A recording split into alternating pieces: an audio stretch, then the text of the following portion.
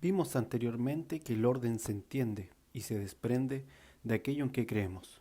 Son nuestras creencias las que determinan el orden que establecemos. El orden es, por lo tanto, primero espiritual.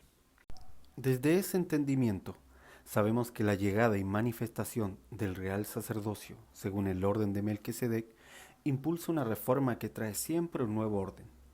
Cristo es el nuevo orden para cada siglo, uno que no está basado en ideas de este mundo, sino en el corazón del Padre, quien está sentado en un trono inamovible, eterno, no terrenal, ni político, filosófico o religioso. Cuando el Imperio Romano sucumbió por el año 476, el mundo postromano quedó en un caos, fraccionado en territorios feudales, con reyes y nobles que batallaban por sus territorios. La iglesia ya estaba por todo el mundo establecida, pero en ella ya había entrado la cizaña del conformismo religioso. Habían comenzado a abandonar el gobierno de los ancianos, en las iglesias, en las casas, por la presunción de los edificios y las estructuras piramidales del papado. Agustín de Hipona, previendo el vacío de poder y la falta de orden que quedaría al sucumbir el imperio romano, subrayaría desde África, mientras el imperio se derrumbaba, sobre la necesidad de un orden político que propiciara facilidades para que el mundo cristiano siguiera en expansión. Agustín comenzaría entonces la discusión teológica sobre qué poder era más importante en la tierra para establecer este orden político, el del clérigo o el de los reyes territoriales. Los escritos de Agustín sobre la autoridad espiritual de la Iglesia para el orden servirían de apoyo teológico para que otros desarrollaran una idea del poder fáctico del Vaticano, buscando la concentración del poder en el papado. Esta idea enfatizaba que la autoridad espiritual superior de la Iglesia era representada en su máximo esplendor por el Papa y los sacerdotes. Ellos, como máximas autoridades de la Iglesia católica, poseían la autoridad para resolver los asuntos aún políticos. El Papa Gelasio I, que fue quien, para expulsar al patriarca hereje monofisista Acasio, escribiría al emperador bizantino en el año 494. Gobiernan este mundo las autoridades sagradas de los sacerdotes y el poder monárquico. De estos dos el mayor peso recae sobre los sacerdotes, porque ellos responderán ante el Señor, incluso por los reyes en el juicio final. Con esto dejó en claro que su autoridad como papa era mayor que la del emperador bizantino, quien poseería la espada para juzgar los quehaceres terrenales sólo como un instrumento del papado, quien se adjudicaba toda la autoridad dada por Dios a la Iglesia. Así se implantaría la idea inicial de que el Papa y sus sacerdotes debían legitimar a los reyes y gobernantes en el mundo cristiano, y que ellos podían arbitrar y determinar la decisión final en las disputas de los gobernantes, e incluso enviar a los reyes a las guerras a pelear por la Iglesia institucional, como finalmente ocurrió en las cruzadas. Entonces el poder político del Papa creció, trayendo un orden sacerdotal católico sobre los territorios cristianos.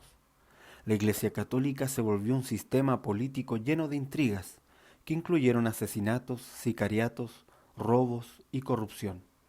La corrupción total se establecía al practicarse dicha unión de poderes, el del papado y sus sacerdotes católicos con los reyes feudales.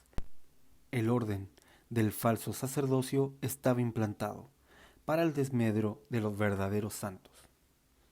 Muchos santos se levantaron entonces por décadas para denunciar y separarse de una iglesia que había cambiado el orden real del cielo, el del real sacerdocio, según el orden de Melquisedec, que gobierna con un reino que no es de este mundo, por un orden sacerdotal corrupto, terrenal y político.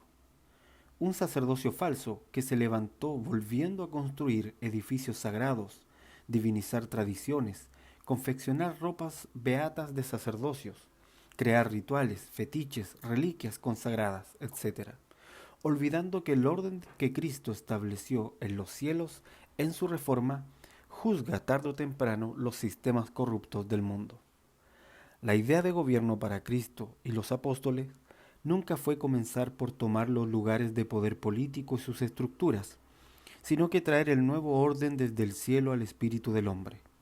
El gobierno consistía primero en manifestar el gobierno de Dios desde el corazón de sus hijos hacia el mundo perdido, transformando por expansión los territorios y discipulando con el servicio a las naciones.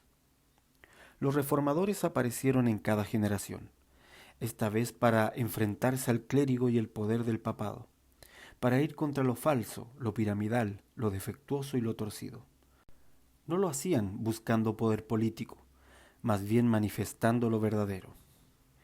John Wycliffe, Pedro Baldo, Savonarola, John Hus y otros que no fueron conocidos, mas todos los que caminaron junto a ellos, como una iglesia libre del falso sacerdocio, debieron despertar a una condición de gobierno, de reforma, que sólo los llamados al real sacerdocio pueden tener. Para enfrentar el falso sacerdocio y los reyes de la tierra, se requiere el despertar de los reyes del reino eterno, los valientes. Estos herederos no operan con la mentalidad de un reinito propio, que el mundo conoce. No son valientes por deseo de conquista personal. Son reyes solo por el simple hecho de portar al Cristo dentro. Un hecho simple pero profundo. Por poseer la semilla del ungido para gobernar, la raíz de David. El gobierno y autoridad que poseen viene del envío que les fue dado dentro del reino de Jesucristo. Están en el servicio a sus hermanos. Está en la verdadera esencia que sale del trono. Son reyes llamados al sacerdocio real según Melquisedec. Claramente Jesús comparó a sus discípulos con gobernantes de naciones, pero les hizo notar la gran diferencia, diciendo: sabéis que los gobernantes de las naciones se enseñorean de ellas, mas entre vosotros no será así, sino el que quiera hacerse grande entre vosotros será vuestro servidor. Mateo 20:25. Esto solo puede entenderse dentro del contexto de un reino, donde hay gobernantes que sirven sentados juntamente con él en lugares celestiales, porque para el cielo somos reyes. Si solo somos una iglesia de mentalidad sacerdotal, ¿cómo podría nuestro Cristo llamarse Rey de Reyes cuando cabalga con sus santos en Apocalipsis 19:16? Pero no somos reyes caudillistas o partidistas, más bien somos una familia real. Y en esto es donde el gobierno de Dios en la tierra se diferencia de los sistemas actuales de este mundo. Pienso que hasta que los 24 ancianos de ropas blancas y con coronas de oro en sus cabezas, la iglesia verdadera, no estén en sus tronos frente a Dios en los territorios, no puede venir el orden de Dios a una nación física. El apóstol Juan vio el diseño con claridad, el diseño de ancianos coronados, rendidos al Rey de Reyes, que toman sus coronas y las ponen a los pies de Dios, como diciendo: nuestro gobierno es solo posible en, por y para ti, solo tú eres digno. Así comienza, es el gobierno del cielo en la tierra por medio de su iglesia. Sin este diseño, ¿cómo puede la iglesia traer una reforma y nuevo orden? El gobierno del Cordero no está en medio de los gobernantes impíos y sus políticas. Él juzga a los reyes terrenales. Tampoco está en el sacerdocio falso. Su reino no es ecuménico ni ideológico, tampoco ligado a un edificio institucional, ni es amante de las conspiraciones políticas. El reino de Cristo vino a desmenuzar los gobiernos falsos por medio de sus coherederos, como en los días de Abraham, quien era más rey que todos los reyes contra los que peleó y venció. Hoy, los herederos de la simiente, los investidos con el real sacerdocio según el orden de Melquisedec, esos desmenuzarán el orden corrupto, no por fuerza de hombre, sino por obedecer a su rey. Hace más de 500 años, Lutero despertó a su condición de gobernante, no de este mundo, sino como heredero de los bienes venideros, los del cielo. Despertó como valiente y desconoció la autoridad papal, sus templos de piedra, rituales y sus clérigos. Entonces volvió a chocar el sistema del falso sacerdocio coronado, que era el papado, contra los reyes que ministran como real sacerdocio del Rey de Reyes.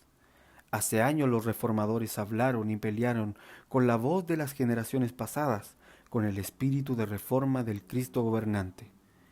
Pero hoy ha venido el tiempo de volver a despertar y tomar las armas de la luz, porque hay una noche que está pasando y se acerca el día de Dios. ¿Veremos en esta generación a esos valientes, los llamados elegidos y fieles? ¿Estaremos nosotros entre ellos?